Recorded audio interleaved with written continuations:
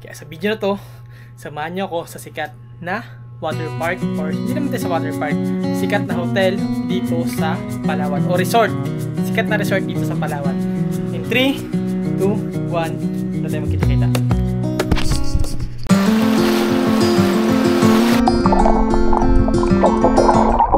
Kamusta?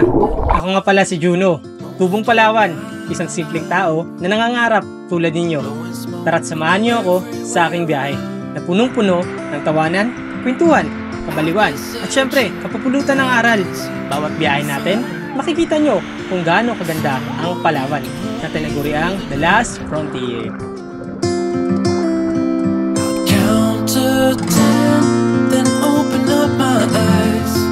If you're gone, I'll take it as a sign. But if you stay, then baby hold me tight and send me on. Nagbaon tayo ng bikini. Diba? Okay. So, tara! Ano kaya Jen? Ano kaya Jeremy nga pala kasama natin? At ang ating videographer, hindi nagpapakita. Hey! Diba?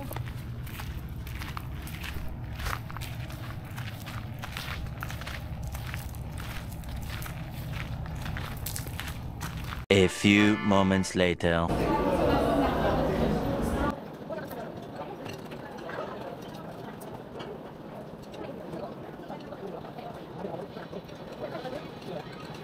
So yun guys, hindi tayo nagligo sa swimming pool doon. Dito tayo maliligo sa swimming pool sa kabila. Dala ng sobrang daming tao. In the same time, medyo nahiya ako. Ewan ko kung bakit. Pero nag-order na tayo ng maiinom natin dito. Kasi pagpunta namin dito sa Storya Palawan, nag-ano na kami ng kumain na kami sa favorite chowlungan ko doon kila Kuya Prince sa Bakungan. Kumain na kami doon. So dito nag-order kami ng mainom lang, drinks, coffee, iced coffee, mga ganun-ganun lang. Tapos dito tayo ngayon sa Astoria, Palawan. Ako makikita nyo, ito sila Santa Claus. Oh, sino mas malaki sa amin? Siyaw ako. Santa. Diba? Tapos bigla nagsalita ako. Ayun yung Halo Dome nila. Diyan naman pwede mag-party-party pag gabi. May DJ dyan. Daming Santa. Yun. Ganda. Kasi ito rin, may mga kalesa sila para lagyan ng peri-peri something. Oh, di ba? Naiya kasi ako doon magligo. Actually yung pool dito daw 3. Isa, 2, mga nakatutok sa beach. Tapos meron din daw doon banda sa dulo. Hindi ko alam saan. Daming mga workers, sa galinis sila. Nakatawa. Then pa stay ka dito, nagtira na rin, grabe ka sa tira. Nag-stay ka dito, may mga free bikes na pwedeng magamit dito sa kanilang area. Hanggang doon ang pwede bikan sa may mga boya na yun pag low tide. Ayun yung mga room nila sa harap ng beach, oh. Ganda. At dito makakaligo talaga tayo or makakapag-relax dahil lang walang tao dito masyado. 1, 2 lang, ganoon lang, kunti lang talaga. Kaya makakaligo tayo. Yan yung kagandahan dito.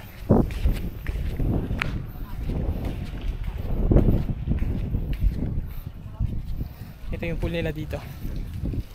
Isang pool, tapos may pool din sa taas. So dito tayo pahinga or magatambay para maligo at mag-chill. So tara, hantayin natin yung order natin tapos maligo na tayo. Life hack. So yun guys, ligo tayo dito sa pool. Ito na yung time, bisisit pansit. Naka-access na tayo ng pool. So maliligo na tayo dito. Dito lang muna tayo sa pambata na swimming pool. Tapos chill lang tayo dito.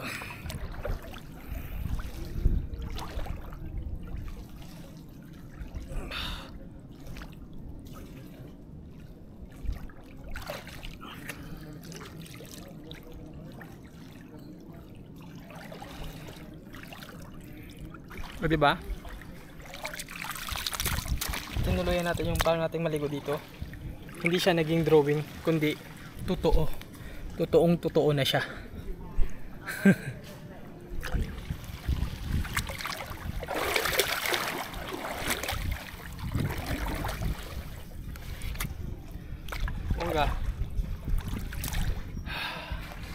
tayo dito.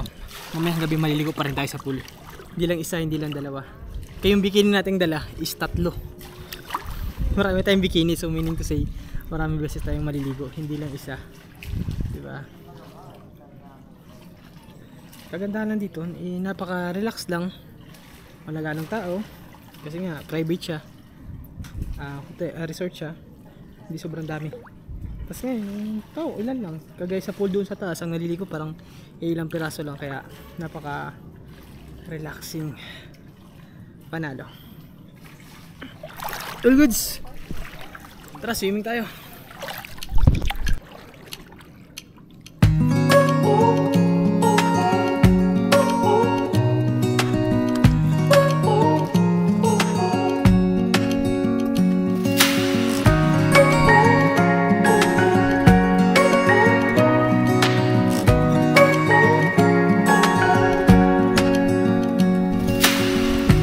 Searching for something that ain't lost. Have we got it? Our lines crossed.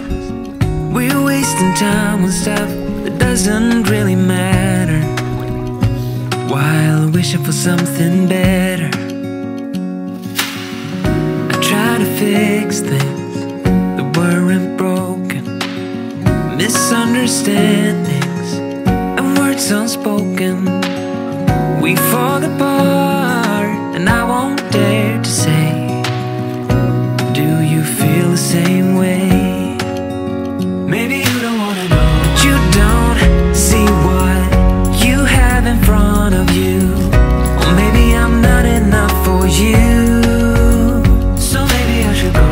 If I had known from the start, this wouldn't have ended with broken hearts. Cause I don't wanna waste my time.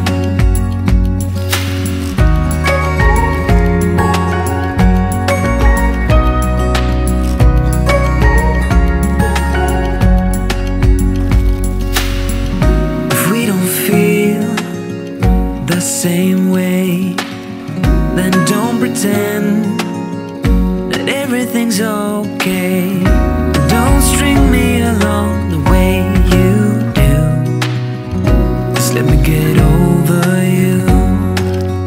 Maybe you don't wanna know, but you don't see what you have in front of you. Or maybe I'm not enough for you, so maybe I should go. If I had known from the start, this wouldn't have ended with broken hearts. Cause I don't wanna waste my time, no.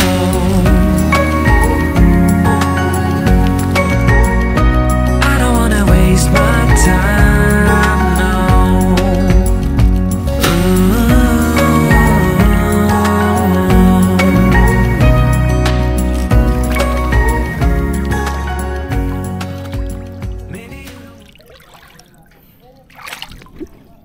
O nga pala guys, yung i-avail natin na room is na doon sa gilid, yung parang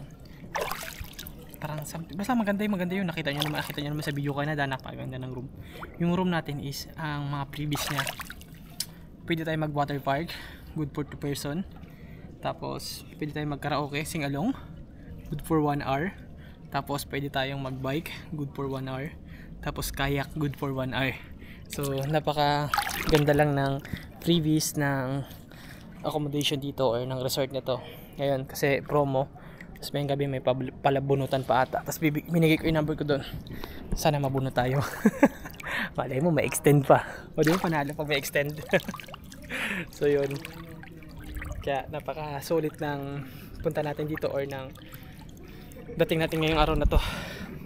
Napaka relaxing, in the same time napaka convenient ng pagkakataon na to, diba? Kaya sa mga nagbabalak pumunta ng Palawan, ito na yung time para pumunta kayo ng Palawan. In the same time, pwede tayong mag tour, Napsan tour, yung Napsan chill, yung darating tayo sa beach na mga 7 AM ng umaga, then naalis tayo doon ng mga 11:30, nakapag lunch na tayo nun, punta tayo ng falls mga 12, nandun na tayo, nasa baba na tayo ng falls, magre-relax tayo doon. Kung may dala kayong beer, alak, okay lang. Tapos pagtapos nun, mga bandang 4:30, alis tayo, punta tayo ng Tagkawayan Beach for sunset. para sa final na tour natin. Magpapahating gabi tayo para maabutan natin yung sunset, yung baba ng araw sa dagat, tapos yung ano naman yung buwan doon sa bundok. So makikita nyo talaga napakaganda. Kaya ikaw na nanonood ka, punta ka dito. Then pwede rin naman natin ma-avail yung sunset na yun kapag in-avail nyo yung tour na Napsan Loop. Ayun yung kung saan yung may dadaanan tayong river, dalawang river, tapos beach ng Napsan, tapos ng Magura Beach, tapos pagtapos nun is punta tayo ng Falls, tapos pwede tayong dumaan ng mga private beach or mga tagong beach, mga tagong dagat na pinupuntahan ko dito sa Palawan. Pagtapos nun, pwede tayo ulit mag sunset doon ulit sa Tagkawayan or pwede tayo sa Nagtabon. Piliin na lang kayo. Tapos pwede rin natin i-avail yung city tour. Meron din naman tayo sasakyan. Kung isang tao lang naman gusto nyo magmotor, pwede rin naman nakasasakyan. Tapos pwede nyo rin i-avail yung overnight na hindi na kayo kukuha ng hotel para hindi na kayo magbayad sa hotel. Ang gagawin na lang natin is mag-overnight kasi meron tayong tent na magagamit na malaki. So pwede tayo doon matulog. Hindi na kayo mahihirapan or hindi na kayo magpapakahirap magkuha ng hotel or hindi na kayo gagastos masyado. Doon na lang sa tour, mag-a-add lang tayo ng maliit na halaga. Message nyo na ako kung gusto nyo malaman kung magkakano. At the same time, kung gusto nyo magpa-reserve, maglalagay lang tayo ng reservation fee, 300 pesos para naman kung i-cancel nyo. Kasi mayroong mga tao na minsan or may mga guest tayo na gusto magpunta dito, tapos anong nangyayari in the end, hindi sila nagpapatour. Anong nangyayari, yung schedule ko yung araw na yun na sana mayroong nakapag-avail or mayroong nakapag-uwa ng slot na yun, hindi na natin na tutour o hindi natin nagagawa kasi nakapag-commit na tayo sa mga guest natin. So meaning to say, sayang yung araw, sayang yung pagkakataon, di ba? Na pwede sana tayo nag-tour tapos na-cancel dahil hindi tinuloy ng nagkuha. So ang gusto ko lang naman is kung mag-avail ka is punta mo talaga. Or kaya man pag pumunta ka ng Palawan, para sa ano lang naman natin is maglagay tayo ng deposit na 300 pesos para sa reservation. Kasi lugi o kawawa naman ako kung ganoon. Kasi pag-vlog naman di pa naman sobrang kalaki ng income natin, maliit lang. Kaya syempre mas iniisip ko rin yung paano tayo kakain, paano tayo mabubuhay, di ba? May mga monthly bills din tayo. Kaya ikaw, may nidam sana. So yun lang. Tara, swimming tayo ulit.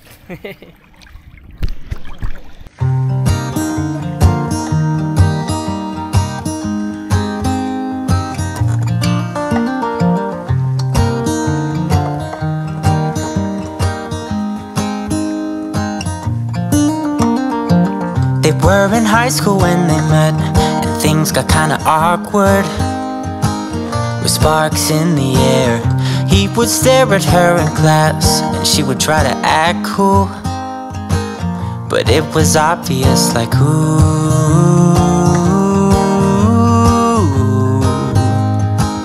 they would be together, ooh.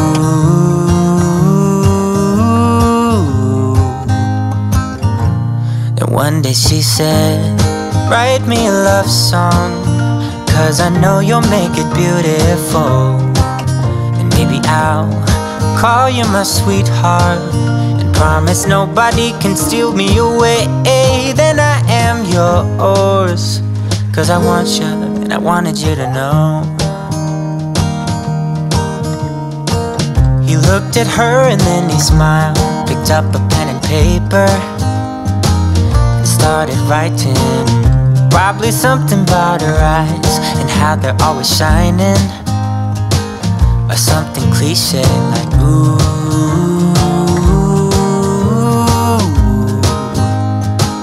Baby, I only want you. It's true. And then he said, I wrote you a love song, and I tried to make it beautiful.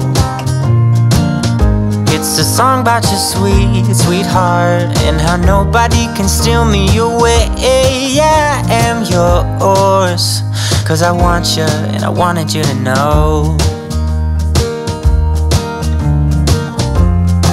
As he sang, she started to dance, grabbed his arm and took his hand. He held her close under the moonlight as as they kept on dancing.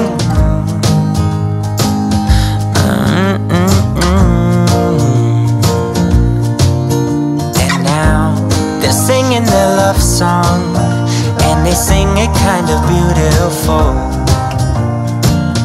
calling each other sweetheart. I promise nobody can get in their way or steal the show. They're in love now, and I wanted you to know.